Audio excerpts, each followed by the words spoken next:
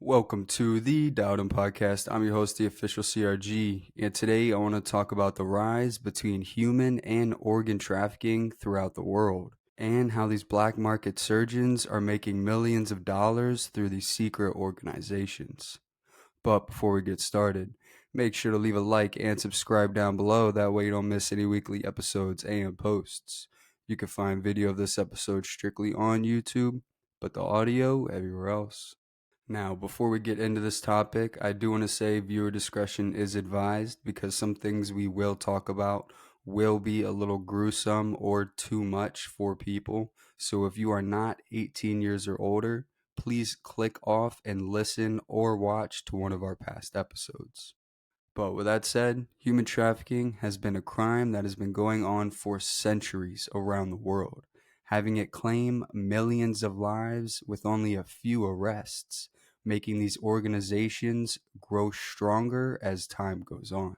For example, from just 2022 to 2023, victim identification and convictions both increased here in the United States, having victim identification increase from 115,000 in 2022 to 133,000 in 2023. And when it comes to the convictions, in 2022, they had around 5,500. And in 2023, they had 7,000. And that's just the victims identified and the people captured here in the United States. That's not counting the rest of the world, especially in Europe and the Middle East, where human trafficking takes place the most. Also, when it comes to human trafficking, there are different types, going from work, labor, commercial sex, and the organ trade, having these criminal organizations be set to each individual one. But when it comes to the organ trade itself, this is one of the biggest rises right now.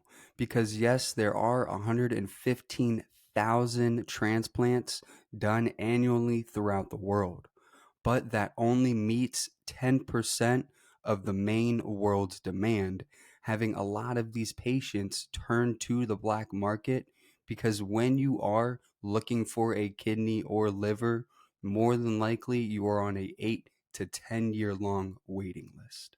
So, when someone purchases an organ on the black market, they then have to fly to a discrete location or even a country to then meet a black market surgeon or sometimes even a certified surgeon that works for that specific organization. And that's super risky for multiple reasons. Because one, you're meeting people you have never met before, and you are basically putting your life into their hands.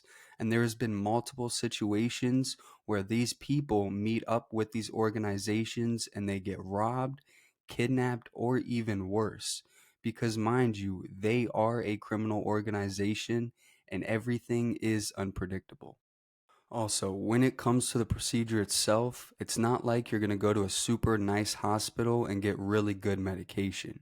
You are going to go wherever they can work with. So even if it's a van or a basement, you are going to go there. You are going to get worked on with the tools and the equipment they have and the medication that they can provide. Now, I will say, there's definitely been instances where people do get kidnapped and wake up with their kidneys or livers gone. But normally, it is people willing to go and buy these organs because at the end of the day, what choice do they have? They can wait years and pray that they get a donor, or they can take this really big risk. And honestly, that's what a lot of people have been doing, hence why this market is skyrocketing right now. But when it comes to human trafficking overall, this is a problem that is really hard to fix unless all these countries come together and find a way to make this stop. Because if you just keep pushing these organizations out of one place, they're just going to go to another.